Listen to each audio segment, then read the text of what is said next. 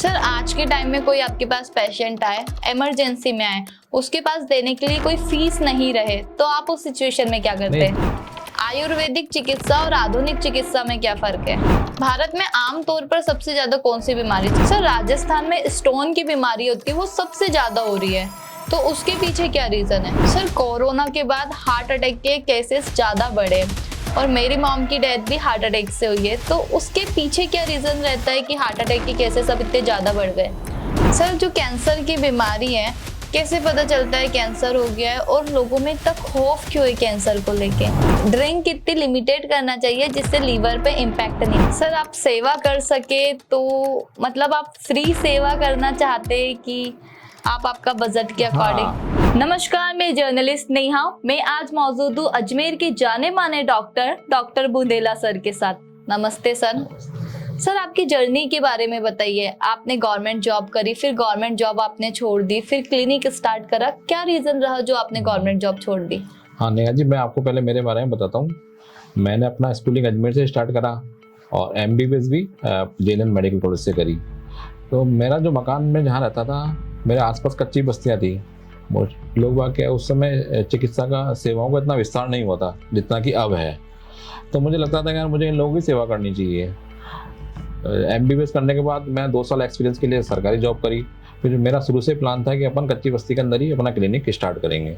तो मैंने मेरा क्लिनिक गुजराती में स्टार्ट करा सन 2002 के अंदर, और लगातार 10 साल तक मैं वहाँ सेवा देता रहा लोगों को। क्लिनिक करने अगर सर्विस करने का प्लान तो था, और पेरेंट्स भी चाहते थे कि सर्विस करें, लेकिन मेरा प्लान यही था कि मैं लोगों के बीच रहकर उनकी सेवा कर सकूं। इस कारण से मैंने सरकारी जॉब नहीं किया। सर आप सेवा कर सके तो मतलब आप फ्री सेवा करना चाहते हैं कि आप आपका बजट के अकॉर्डिंग? जनरली क्या, बजट के अकॉर्डिंग। फ्री तो नहीं कह सकते, लेकिन कुछ परसेंटेज ऐसा होता था कि जिन लोगों के पास दवाइयों के पैसे नहीं है तो अपन उनको फ्री चिकित्सा सेवा उपलब्ध करा देते हैं। मेरी चिकित्सा सेवा की ये था कि ऐसा नहीं था कि लोग मेरे पास आएँ। जनरली हम लोग क्या, लोगों के घर जाके ओल्ड एज पर्सन को अपनी चिकित्सा सेवा उपलब्ध करा देते थे। तो उन लोगों की समस्या हल हो जाती थी कि एडमिट कराने में लोगों को पैसा लगता ज़्यादा, वो सारे पैसे बच जाते थे। या फिर हॉस्पिटल से अगर कोई पेशेंट आ रहा है घर पे, कोई ओल्ड एज पेशेंट है, वो जा नहीं पा रहे हैं, तो अपन उनका सारा ट्रीटमेंट वो फॉलोअप अपन घर पे ही कर देते हैं। सर आज के टाइम में कोई आपके पास पेशेंट आए, इमरजेंसी में आए, उसके पास देने के लिए कोई फीस नहीं रहे तो आप उस सिचुएशन में क्या करते हैं? चिकित्सा सेवा में हिप्पोक्रेटिक ओथ है, उसमें चिकित्सा का मनी के लिए नहीं जाना है। असली डॉक्टर वही है जो पर्सन को इलाज करके सेव कर सके, वही उसकी असली फीस होगी। आयुर्वेदिक चिकित्सा और आधुनिक चिकित्सा में क्या फर्क है? आयुर्वेदिक है एलोपैथिक चिकित्सा के अंदर। एलोपैथिक चिकित्सा में तो अपन अपनी कोशिश रहती है कि बुखार को 1 घंटे के अंदर उतार दें। अब भाई जो पर्सन आ रहा है, आयुर्वेदिक की अपनी विशेषता है, आयुर्वेदिक अपने तरीके से इलाज होता है। एलोपैथी में फास्ट जल्दी इलाज करने की कोशिश की जाती है। भारत में आमतौर पर सबसे ज्यादा कौन सी बीमारी चलती है? भाई अलग अलग एरिया में अलग अलग तरह की बीमारी होती है। जैसे अपने वाले इलाकों में अभी इस समय जो चल रहा है गैस्ट्रोएंटेरिटिस, मतलब उल्टी दस्त बुखार, कारण साफ पानी की सप्लाई नहीं हो पा रही है, इस कारण से ये बीमारी हो रही है। अब बारिश हो जाएगी, पानी रुकना चालू हो जाएगा तो डेंगू चालू हो जाएगा। तो आप उनसे आपको कितना सेव कर सकते हो, वो ज़्यादा जरूरी है। सर राजस्थान में स्टोन की बीमारी होती है, वो सबसे ज्यादा हो रही है, तो उसके पीछे क्या रीजन है? स्टोन की बीमारी के लिए मेटाबॉलिक रीजन जाना जाता है कि भाई कैल्शियम आराम से डाइजेस्ट नहीं हो पा रहा है। जनरली ये माना जाता है कि लहसुन, पालक, टमाटर, प्याज खाने वाले को स्टोन होता है।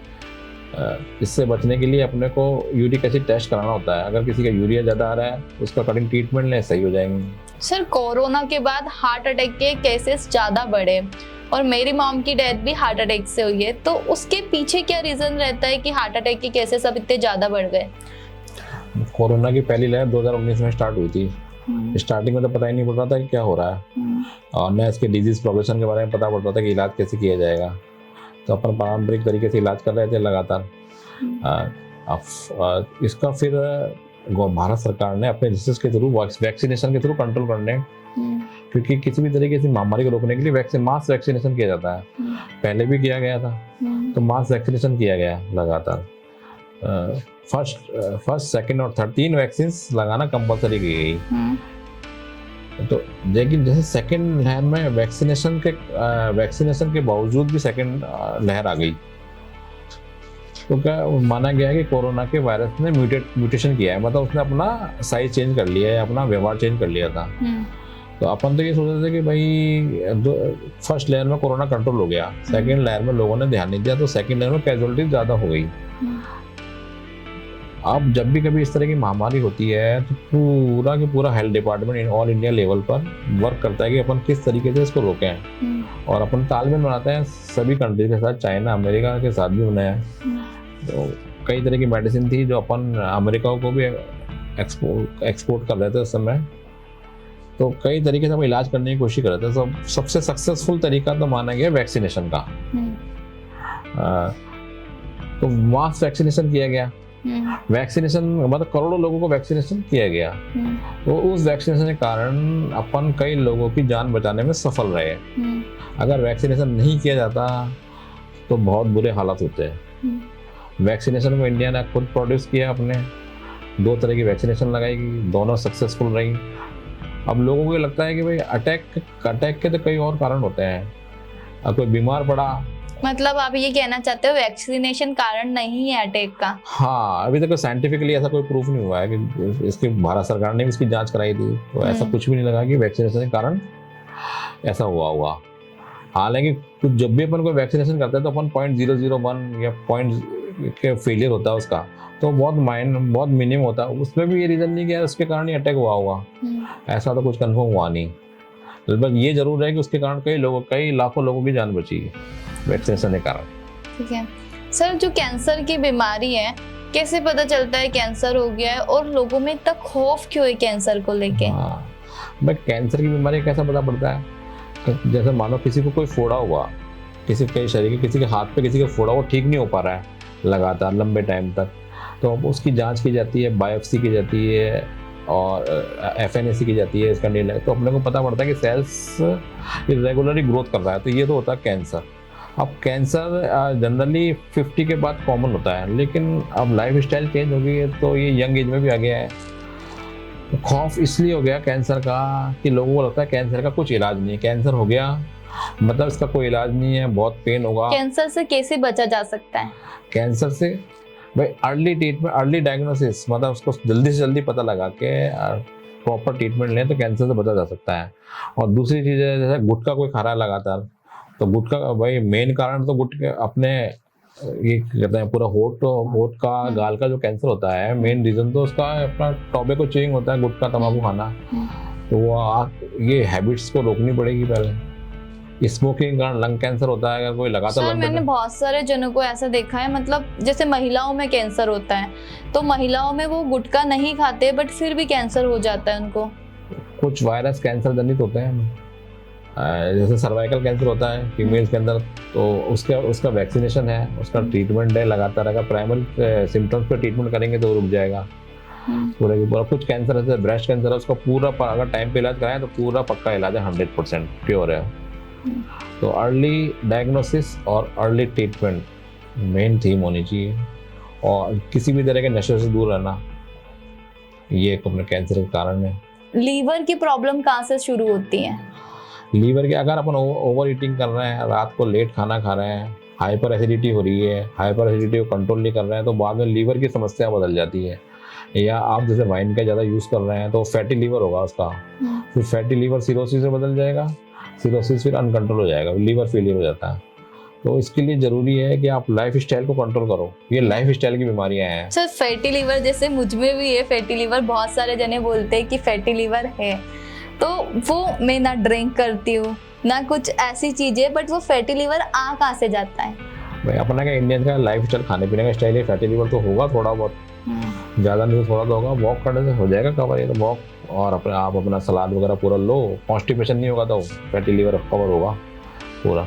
कोई हेल्थी इसका मतलब ये नहीं कि वो फैटी लीवर होगा उसको। अच्छा, ड्रिंक कितनी लिमिटेड करना चाहिए जिससे लीवर पे इम्पैक्ट नहीं पड़े? भाई मेडिकल लाइन में तो ड्रिंक्स को अपन प्रमोट करते ही नहीं, करनी नहीं चाहिए। नहीं, कोई लोग जैसे ड्रिंक करते हैं, नहीं करना, बिल्कुल भी नहीं करना चाहिए। हाँ, अपन प्रमोट करते ही नहीं मेडिकल लाइन, और ड्रिंक स्मोकिंग को अपन प्रमोट नहीं कर सकते। जैसे जो लोग रोज ड्रिंक करते हैं तो उनका लीवर खराब हो जाता है। और अपन ऐसा कभी कभी किसी की 40 साल में 40 की एज में डेथ हो जाती है, किसी की 45 की एज में डेथ हो जाती है। तो वो क्या क्या रीजन रहता है? ड्रिंक कैसे हो जाती है उसमें? ड्रिंक भर जाती है, वो वाइन डाइजेस्ट नहीं कर पाते हैं, उनका लीवर उसको वो सहन नहीं कर पाता है, लीवर एक्टिव नहीं हो जाता, लीवर एक्टिव नहीं होता फिर किडनी फेलियर में चला जाता है वो, तो इस कारण से उनकी डेथ हो जाती है। अब कई लोग बोलते हैं कि यार मैं थोड़ी सी ड्रिंक करता हूँ, तो हम मुझसे बोलते हैं कितनी थोड़ी सी ड्रिंक कितनी होती है, तो वो 120 160 ml को थोड़ी सी बताते हैं। जो डायबिटीज होती है वो कैसे शुरू होती है? भाई डायबिटीज का ओवर ईटिंग, इंसुलिन होता है, हार्मोन इंसुलिन होता है, अपने डायबिटीज को कंट्रोल करता है। अल्फा सेल बीटा सेल होती है अपने लीवर के अंदर, पेनक्रियास के अंदर होती है। तो अपने पास तो इंसुलिन जितना है उतना तो वो शुगर कंट्रोल कर लेगा, उसके ऊपर ओवर ईटिंग करेंगे तो इंसुलिन उसको कवर नहीं कर पाता है, तो वो डायबिटीज में बदल जाता है। अगर आप ओवरवेट हैं तो इंसुलिन एक्टिवेट नहीं होता है पेरिफेरी में, तो डायबिटीज बदल जाता है। और दूसरा ये होता है हेरिडिटरी होता है, तो बचपन से होता है, तो उस कंडीशन में उनको इंसुलिन देना पड़ता है, क्योंकि इंसुलिन बॉडी में बन रहा ही नहीं होता है। अगर राइट टाइम पर राइट ट्रीटमेंट लें और फिजिकल एक्टिविटी बढ़ा लें, अपनी लाइफ स्टाइल फिजिकल एक्टिविटी, तो हम शुगर को कंट्रोल किया जा सकता है। बीपी की प्रॉब्लम कहाँ से शुरू होती है? बीपी का भी ऐसे ही है। बीपी का स्ट्रेस फैक्टर चलेगा पहले, फिर आपकी डाइट और लाइफ स्टाइल में काम करेंगे। अगर आप अपने खाने में नमक का ज़्यादा यूज़ कर रहे हैं लगातार, और दिन भर बैठे हुए हैं, रात भर मोबाइल देख रहे हैं, फास्ट फूड का ज़्यादा इस्तेमाल कर रहे हैं, तो बीपी स्टार्ट होकर वो अपने लेवल बढ़ना चालू हो जाता है। फिर बीपी, ब्लड प्रेशर। जो वंशानुगत बीमारी होती है अपन उससे कैसे बच सकते हैं? वंशानुगत बीमारी से अपन कैसे बच सकते हैं? वंशानुगत बीमारी तो होती तो होंगी, बचने का एक ही तरीका है, अर्ली डायग्नोसिस और ट्रीटमेंट। अगर अपन जल्दी पता लें तो उसका अर्ली डायग्नोसिस और ट्रीटमेंट करके अपन लाइफ एक्सपेक्टेंसी लंबी कर सकते हैं आराम से। जैसे किसी को शुगर है, डायबिटीज है, तो कोई बच्चा डायबिटीज हो, कई बार तो पता ही नहीं पड़ता 10-12 साल तक, जब तक उससे कॉम्प्लिकेशन आ जाते हैं। अगर अपने को जल्दी पता पड़ जाए तो उसको इंसुलिन देके अपन उसकी लाइफ लंबा कर सकते हैं 50-60 साल तक आराम से। कई बच्चे हैं ऐसे जो डायबिटीज के कारण चल रहे हैं। सर आजकल बच्चों को फास्ट फूड खाना ज्यादा पसंद होते हैं, हमेशा वो फास्ट फूड के दीवाने होते हैं, तो उससे क्या इम्पैक्ट पड़ता है फास्ट फूड से बच्चों को? हाँ, पेरेंट्स की गलती है, बच्चों को फास्ट फूड नहीं खिलाना चाहिए। उससे क्या है कि कोई एनर्जी मिलती नहीं, वेस्ट एनर्जी मिलती है, जिससे फैट बढ़ जाता है स्टार्टिंग के अंदर ही, और उनका माइंड इतना डेवलप होने का था। बच्चे फिर जो नॉर्मल डाइट होती है ना, अपनी दूध दलिया वगैरह फिर खाते ही नहीं है बच्चा। क्या क्या बीमारी हो सकती है फास्ट फूड से? फास्ट फूड से गैस्ट्रिक होगा बच्चे को, फूड पॉइजनिंग वगैरह जल्दी हो जाएगी, और जो खांसी जुकाम बुखारी जल्दी होने लग जाता है इनको। तो अगर बार बार बच्चा बीमार पड़ेगा और दवाई देंगे तो नेचुरल सी बात है कि और भी कमजोर होता चला जाएगा। फिर आप बच्चे को स्कूल उठा के भेज रहे हो फटाफट 7 बजे ही, तो नींद तो पूरी कर ही नहीं पा रहा है, तो उस कंडीशन में क्या है, बच्चे को कॉन्स्टिपेशन हो जाता है। कॉन्स्टिपेशन होने से उसको और ज़्यादा दिक्कतें बढ़ने लग जाती है। सर नींद कितने आवर्स की लेना चाहिए? भाई अलग अलग लोगों में अलग अलग है। अगर 5 साल से नीचे का बच्चा तो 12 कम से कम 12 घंटे, 5 साल से ऊपर एडल्ट तक 8 घंटे, 50-60 साल बाद 6 से 4 घंटे की नींद काफी होती है। सर अपन ने सुना है कि कोई जैसे मोदी जी के बारे में सुना है कि वो 5 से 6 घंटे सोते हैं। बहुत बड़े बड़े सेलिब्रिटी के बारे में सुना है, शाहरुख खान बोलते हैं, अक्षय कुमार बोलते हैं कि मैं सिर्फ 5-6 घंटे सोता हूँ। तो वो इम्पैक्ट क्या पड़ता है बॉडी पे? नहीं, वो उनकी कैपेसिटी है ना, प्रधानमंत्री जी की कैपेसिटी है कि वो शायद वो 24 घंटे ही काम करते हैं, देश के लिए काम कर रहे हैं, तो वो उनका पैशन है, उनका वो है। लोगों को उनसे प्रेरणा लेनी चाहिए कि वो इतने घंटे तक इतना लंबा काम कर रहे हैं, तो ये उनका पैशन है कि देश के लिए अपना पूरा 100% देना चाहते हैं।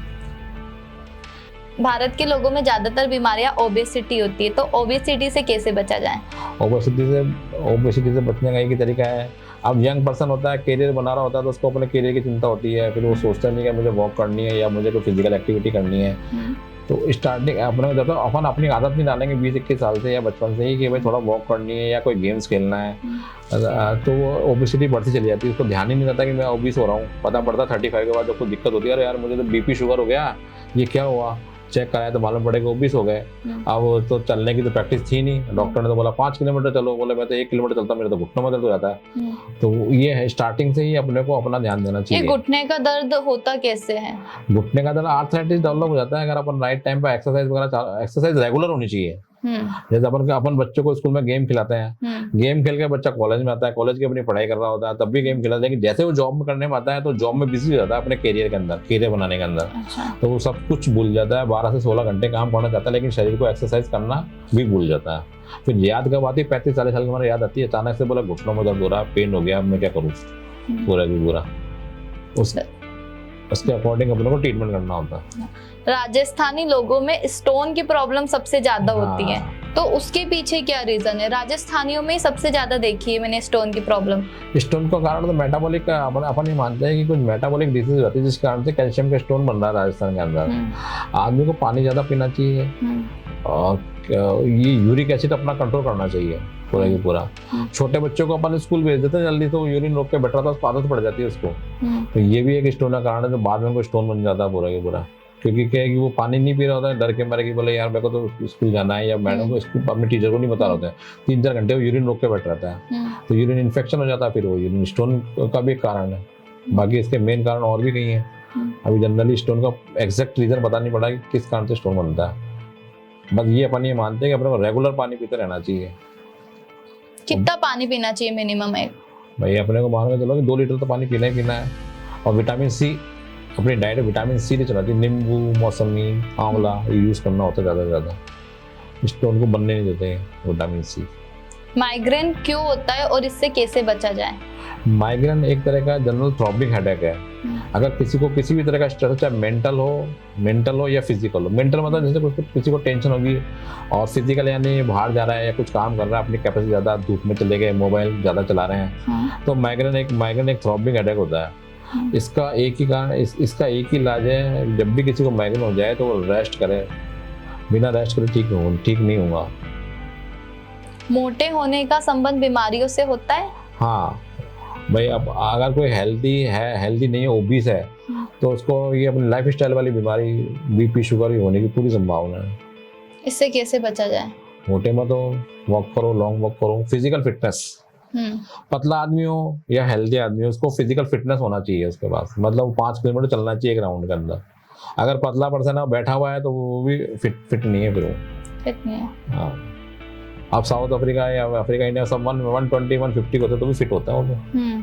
वेस्ट इंडीज वाले 100 kg के ऊपर है, वो फिट ही है, वो लगातार एक्सरसाइज करते हैं। एनवायरनमेंट चेंज होने से बॉडी में क्या इम्पैक्ट पड़ता है? एनवायरनमेंट तो चेंज होगा, अपने को एनवायरनमेंट के अकॉर्डिंग चेंज करना है भाई। जैसे सर्दी है, अगर सर्दी है तो सर्दी से बचाव के उपाय कर लो, ड्राई फ्रूट्स वगैरह लो, दूध लो, और गर्मी है तो सलाद, फ्रूट्स वगैरह, जूस वगैरह ज़्यादा इस्तेमाल करो, तो उस तरह से अपने को एनवायरनमेंट को मैनेज कर ले। ठीक है। भारत में आमतौर पर लोग चाय के ज्यादा शौकीन होते हैं, जैसे ही वो उठते हैं उनको चाय चाहिए, खाली पेट चाय पीना होती है, और जैसे ही वो सोते हैं या उनको जागना होता है तब वो चाय पीते हैं, तो उससे क्या इम्पैक्ट पड़ता है? चाय पीना ऐसा ज़्यादा ठीक नहीं है, हालांकि सुबह उठ के चाय पी लेता है तो आदमी का मूड थोड़ा फ्रेश हो जाता है, लेकिन बार बार अपना स्टेमिना बढ़ाने के लिए बच्चे पढ़ाई करते चाहे तो चाय नहीं पीनी, उससे वेस्ट एनर्जी मिलती है अपने को, वो डायबिटीज, शुगर और बीपी बढ़ाने में हो जाता है। अब तो खैर चाय पीना लोगों ने कम कर दिया है, पहले बैंक में भी लोग बहुत चाय पीते थे, तो उन सब बैंक वालों को भी मैंने बोला अब तो आप सब ग्रीन टी पियो, मोस्टली लोगों ने ग्रीन टी पर आ गए हैं, क्योंकि इससे अपने को क्या वेस्ट एनर्जी ज़्यादा मिल जाती है। अगर कोई डायबिटिक या प्री डायबिटिक है और वो दिन में 200 ज़्यादा चाय पी रहा है, तो मान के चलो वो डायबिटिक होने की पूरी संभावना हो जाएगी। चाय पीने से कम 50 से 100 कैलोरी बचाएगा। डॉक्टर प्रोटेक्टेड एक्ट है, वो राजस्थान में लागू होना क्यों जरूरी है? अब डॉक्टर पेशेंट का रिलेशनशिप होता है, पहले पेशेंट डॉक्टर को भगवान मानते थे, पेशेंट ये सोचते थे कि डॉक्टर जो भी इलाज कर रहा है सही कर रहा है, लेकिन अब क्या हो गया है, मनी के मैटर पे लोगों को लगता है कि डॉक्टर पैसा ज़्यादा ले रहा है, इलाज नहीं कर पा रहा, पूरा ध्यान नहीं दे रहा है, तो उनके मन में थोड़ी शंका पैदा हो गई है। हालांकि मेरा तो ये कहना, हर डॉक्टर ये चाहता है अपने पेशेंट को सही करना चाहता है, उसकी कभी भी ये नहीं रहता कि उस पेशेंट को मार दे या कुछ गलत कर दे, तो दोनों तरफ से ही सही छूटना जरूरी है, नहीं तो ये रिलेशनशिप खराब हो जाएगा, बिल्कुल कॉर्पोरेट हो जाएगा पूरा की पूरा। डॉक्टर होकर आप भगवान में विश्वास करते हैं? डॉक्टर के भगवान में विश्वास नहीं, पूरा विश्वास है, सब कुछ भगवान के हाथ में होता है, हम तो उनके हाथ की वो हैं। प्रार्थना, दुआ, बहुत सारे जने ऐसे होते हैं जो साइंस में आते हैं, साइंस टेक्नोलॉजी को अपना लेते हैं, तो वो भगवान में विश्वास करना छोड़ देते हैं। नहीं, ऐसा कुछ नहीं, सभी डॉक्टर भगवान में विश्वास करते हैं। मैं तो आपको एक किस्सा सुनाता दिल्ली का। मैं मेरे हेड ऑफ डिपार्टमेंट थे, एक बड़े नामी सर्जन थे। तो अपने चैम्बर में ऑपरेशन करने से पहले अपने चैम्बर में भगवान की पूजा करते थे, ढोक देते थे, हमसे भी ढोक दिलवाते थे। सब बोलते थे कि ठीक है, अपने हाथ में एक हुनर है, लेकिन ऊपर वाले की भी अपने को दुआ चाहिए। वो हर ऑपरेशन, उनका रिकॉर्ड था कि वो हर ऑपरेशन से पहले मंदिर, अपने रूम में मंदिर बना रखा था उन्होंने, उस मंदिर में पूजा करते थे और जिस भी मरीज का इलाज करता था उसकी दुआ, सक्सेस ऑपरेशन की दुआ मांगते थे हमेशा। आप यूथ को क्या मैसेज देना चाहते हैं जो डॉक्टर बनना चाहते हैं? भाई जो यूथ, इसमें क्या, अब सब जो भी डॉक्टर बनना चाहते हैं, कई लोग पैशनेट है कि भाई डॉक्टर बनना है, डॉक्टर बनना है। तो डॉक्टर की बनने के लिए एक हिप्पोक्रेटिक औरत है कि भाई किसी भी आदमी का आप दर्द खत्म कर सको, किसी भी आदमी, किसी भी पर्सन का या किसी भी मरीज का दर्द खत्म करना है, अपनी असली फीस है वो। आप पैसे के पीछे मत भागो, स्टार्टिंग में आपके पास आ जाएगा वो। हाँ, आपके फादर ने कभी कंपैरिजन किया है आपको? हाँ, फादर तो क्योंकि मेरे फादर हमेशा करते रहते हैं, उसकी गवर्नमेंट जॉब लग गई, उसने ये कर दिया, वो कर दिया। सभी के आपने जब गवर्नमेंट जॉब छोड़ी तब आपके फादर, सभी के पेरेंट्स कंपैरिजन करते हैं। उनको लगता है कि यार मेरा बच्चे को ज़्यादा करना चाहिए था, वो तो ये मेरे साथ पढ़ता था, वो तो वहाँ चले गया, ऐसे चले गया। हालांकि वो गवर्नमेंट जॉब जब मैंने छोड़ा था उन्हें अच्छा तो नहीं लगा, लेकिन फिर धीरे धीरे मैंने उनको मैनेज करके मना लिया है पूरी की पूरी। अच्छा, चिकित्सा के क्षेत्र में क्या क्या बदलाव आने वाले हैं? चिकित्सा के क्षेत्र में काफ़ी लंबे टाइम बदलाव आ रहे हैं और आते रहेंगे। अब अपन लेजर थेरेपी भी चले गए हैं, बिना ऑपरेशन के भी इलाज करना चालू हो जाएगा, बिना इंजेक्शन के भी दवाई इंजेक्ट करना चालू हो जाएगा। इस तरह के कई तरह के ऑप्शन है जो लोगों को बेनिफिशियरी रहेंगे, वो चालू हो रहे हैं। अच्छा, एआई क्या इम्पैक्ट डालेगा डॉक्टर के प्रोफेशन पर? एआई से अपनी टेक्निक और ज़्यादा एडवांस हो रही है। अब रोबोटिक सर्जरी की जा रही है एआई के थ्रू। रोबोटिक सर्जरी की जाती है तो अपना चिकित्सा के क्षेत्र में एक क्रांतिकारी कदम है। अगर आपके पास कोई इमरजेंसी में पेशेंट आता है और उसके पास देने के लिए फीस नहीं होती है, तो उस सिचुएशन को आप कैसे हैंडल करते हैं? बिना फीस के ट्रीटमेंट कर रहे हैं उसका, उसमें क्या है, फिर करते भी हैं, करना भी चाहिए। सर, जैसे आपकी दवाई में पैसे लग रहे हैं, आप उसको पट्टी करेंगे, उसमें पैसे लग रहे हैं। भाई जो कोई किसी को इमरजेंसी, अभी थोड़ी देर पहले एक बच्चा एग्जाम देने आया था, उसके स्टोन पेन हो गया, उसका तो जाने के पैसे नहीं थे, फिर भी हमने उसको ड्रिप इंजेक्शन लगा के उसको भेजा, वो ठीक हुआ। तो ये थोड़ी है कि भाई मैंने बोला था पहले भी कि किसी का भी दुख दर्द दूर करना डॉक्टर की पहली प्रायोरिटी है। अगर वो नहीं करता, वही उसकी सबसे बड़ी फीस है, इवन वही सबसे बड़ी फीस है। अगर आप 10 जनों से फीस ले रहे हो तो कम से कम 4 जनों का आप देना भी चाहिए वो जरूरतमंद को। आप अपने बच्चों को 2 ऐसी क्या शिक्षा देना चाहेंगे जो आपके फादर ने नहीं दी? मैं बच्चों को ये बोला, लोगों का दुख दर्द दूर करना अपने को, या खुद को इस लेवल, या खुद को भी इस लेवल पे बताना कि दूसरों का दर्द दूर कर सकें। अगर 2 पेशेंट एक साथ आते हैं, आपके पास इतने इक्विपमेंट नहीं रहे दोनों के लिए, तो आप उस सिचुएशन में क्या करोगे? नहीं, इक्विपमेंट से मतलब अगर जरूरत है तो मंगा के करते हैं ना। अगर किसी पेशेंट के पास कोई जरूरत है तो मंगा लेते हैं ना, तो दिक्कत है। सर, अभी तक का सबसे मुश्किल केस क्या है आपके वहाँ? मुश्किल से तो कोरोना में थे। कोरोना में सबसे मुश्किल वही था, अधिकतर डॉक्टर ने अपने क्लिनिक बंद कर दिए थे, प्राइवेट लेवल पे काम नहीं कर पा रहे थे, लोग बाग घर से भी नहीं निकल पा रहे थे। तो सबसे मुश्किल यही था कि भाई कोरोना का पेशेंट डायग्नोस हुआ है तो उनको घर पे जाकर ट्रीटमेंट करना। कोविड-19 ने आपकी लाइफ को कैसे चेंज किया? कोविड-19 ने सिखा दिया, लड़ना सिखा दिया, लोगों परिस्थिति से लड़ना सिखा दिया। नहीं, डॉक्टर के प्रोफेशन को कैसे चेंज कर दिया? डॉक्टर वो हम लोगों ने कोरोना से फाइट करी आराम से, ये चीज था। राजस्थान में जो सबसे ज्यादा मतलब भीलवाड़ा को माना जाता है चिकित्सा के क्षेत्र में, उन्होंने बहुत सारी जान बचाई है, क्योंकि जो भीलवाड़ा है चिकित्सा का हब माना जाता है। उसके बारे में आपके क्या विचार है? कोरोना में जो भीलवाड़ा में कोरोना को कंट्रोल करने के लिए उन्होंने एक पॉलिसी बनाई, उसको भीलवाड़ा मॉडल कहा गया। और वो मॉडल अपने पूरे देश में अप्लाई किया गया। वो उनकी पॉलिसी थी कि किस तरह से अपन कोरोना को कंट्रोल कर सके। ऐसा नहीं कि अजमेर में किया, लेकिन भीलवाड़ा उस समय ज्यादा हाइक पे था। हाँ, पर चिकित्सा के क्षेत्र में भीलवाड़ा को बहुत आगे रखा जाता है। पूरे राजस्थान में कहीं पे भी देख लीजिए आप, नहीं ऐसा तो कोई चिकित्सा का क्षेत्र जयपुर है, मेडिकल हब अपना भीलवाड़ा, तो भीलवाड़ा अपन कोरोना के टाइम पे भीलवाड़ा काफी उभरा हुआ है था। नहीं, वो भीलवाड़ा वालों ने हर डिस्ट्रिक्ट को एक पॉलिसी दी गई थी कि आप कोरोना कंट्रोल करना है। हाँ। तो भीलवाड़ा के जो प्रशासनिक अधिकारियों ने कोरोना पे कंट्रोल करा ना, वो ज्यादा बेटर माना गया, उसको भीलवाड़ा मॉडल बोलते हैं अपन एक।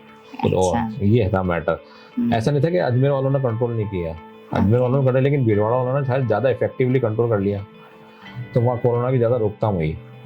आप डॉक्टर के अलावा और किस रोल में देखते हैं अपने आप को? अगर मैं डॉक्टर नहीं बनता तो प्रशासनिक पुलिस सेवा में जाना पसंद करता। क्यों सर? मुझे लगता है कि भाई मैं समाज में अपराधों को रोकथाम कर सकूं और लोगों को हेल्प कर सकूं, इसलिए प्रशासनिक सेवा, पुलिस प्रशासनिक सेवा सबसे अच्छा उपाय। सर अब हमारा रैपिड फायर राउंड होगा, जिसमें से आपको 2 में से एक चीज चूज करनी पड़ेगी। ठीक है।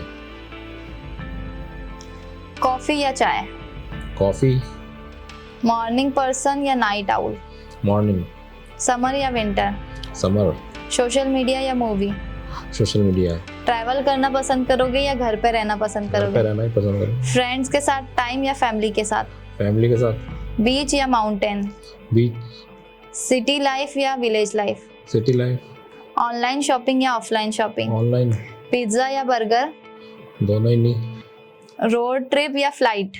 फ्लाइट। समर पार्टी या winter party? Winter party. Thank you so much for your precious time. आपने बहुत अच्छी जानकारी दी सर। Thank you.